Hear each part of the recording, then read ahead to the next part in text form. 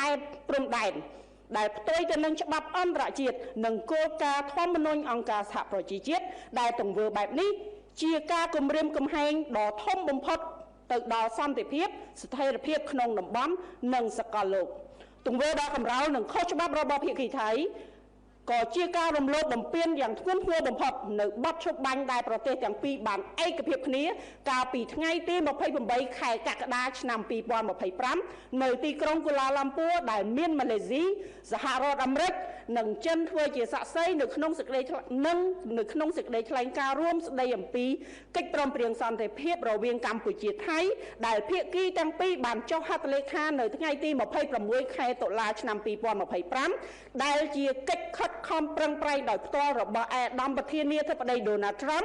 និងឯកឧត្តមនាយករដ្ឋមន្ត្រីម៉ាឡេស៊ីអាន់វ៉ាអ៊ីប្រាហ៊ីមក៏ដូចជាកិច្ចព្រមព្រៀងទ្វេភាគីទាំងឡាយដែលសម្រេចបាននៅក្នុងកិច្ចប្រជុំវិសាមញ្ញនិងកិច្ចប្រជុំពិសេសនៃគណៈកម្មការព្រំដែនទូទៅកម្ពុជាថៃ GBC និងគណៈកម្មការព្រំដែនថ្នាក់យុទ្ធភូមិភាគកម្ពុជាថៃ RBCនៅក្នុងនេះ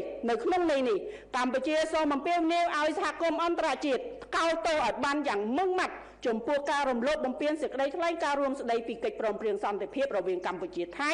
និងសកម្មភាពខុសច្បាប់របស់ថៃម្ដងហើយម្ដងទៀតនៅដោយទាមទារឲ្យថៃទទួលខុសត្រូវទាំងស្រុងចំពោះ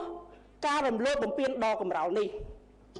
កម្ពុជាអំពាវនាវឲ្យថៃបញ្ឈប់ជាបន្ទាន់នៅអំពើអរិភាពដោយដកកម្លាំងចេញពីដែនអធិបតេយ្យរបស់កម្ពុជានិងជៀសវាងសកម្មភាពឈ្លានពានដែលគំរាមដល់សន្តិភាពស្ថិរភាពក្នុងតំបន់ទន្ទឹមនឹងនេះកម្ពុជាអំពាវនាវឲ្យភាគីថៃងាកមកគោរពកិច្ចព្រមព្រៀងបទឈប់បាញ់សេចក្តីថ្លែងការណ៍រួមស្តីពីសន្តិភាពនិងកាតព្វកិច្ចទាំងឡាយដែលស្ថិតនៅក្រោមច្បាប់អន្តរជាតិឲ្យបានម៉ឺងម៉ាត់ស្មោះត្រង់និងដោយសុឆន្ទៈពិតប្រាកដកម្ពុជាបដិញ្ញាចិត្តយ៉ាងម៉ឺងម៉ាត់ក្នុងការគោរពអនុវត្តតាមលក្ខខណ្ឌនៃបទឈប់បាញ់សេចក្តីថ្លែងការណ៍រួមស្តីពីកិច្ចព្រមព្រៀងសន្តិភាពរវាងកម្ពុជាថៃព្រមទាំងកិច្ចព្រមព្រៀងទាំងឡាយដែលភាគីទាំងពីរបានសម្រេចកន្លងមកប្រកបដោយសុឆន្ទៈនិងការទទួលខុសត្រូវខ្ពស់បំផុតកម្ពុជាប្រកាន់ខ្ជាប់នៅ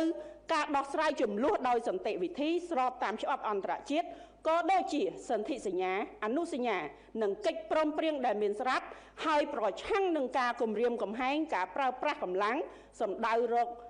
ដំណោះស្រាយមួយដោយយុត្តិធម៌ត្រឹមត្រូវយូរអង្វែងនិងស្របតាមច្បាប់អន្តរជាតិក្រសួងការពារជាតិនិងកងយោធពលខេមរភូមិន្ទបន្តគោរពនិងអនុវត្តឥតងាករេនៅរាល់ការសម្រេចចិត្តរបស់រាជរដ្ឋាភិបាលកម្ពុជា